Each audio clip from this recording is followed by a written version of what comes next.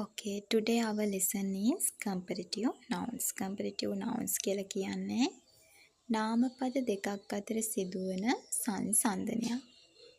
Apple ගෙඩි දෙකක් තියෙනවා. මේ ඇපල් ගෙඩි දෙකෙන් එක ඇපල් ගෙඩියක් ලොකුයි. අනිත් ඇපල් ගෙඩිය පොඩි. අපිට කියන්න ඕනේ මේ ඇපල් ගෙඩිය අර ඇපල් ගෙඩියට වඩා ලොකුයි කියලා.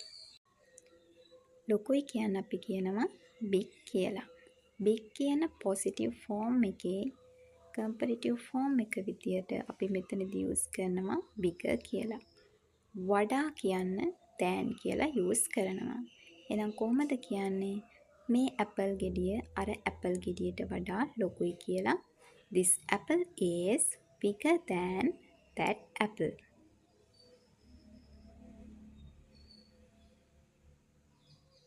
Next one.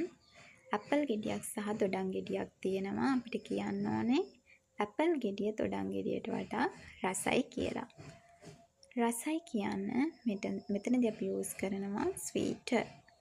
sweet කියන පොසිටිව් ෆෝම් එකේ කම්පැරටිව් ෆෝම් එක විදියට sweeter කියලා යූස් කරනවා. එහෙනම් අපිට කියන්න පුළුවන් an apple is sweeter than an orange. An apple is sweeter than an orange. Apple ගෙඩිය දොඩම් ගෙඩියට වඩා රසයි. අලියාද ලොකු සිංහයාද ලොකු? අලියා ලොකුයි. අපි දන්නවා ලොකුයි නම් bigger. An elephant is bigger than a lion. An elephant is bigger than a lion. Bike එකට වඩා කායික මිල අධිකයි. බයික් එකට වඩා කායික ගණන් වැඩි. මිල අධිකයි නම් expensive. බයික් එකට වඩා කායික මිලක් අධිකයි නම් a car is more expensive than a bike.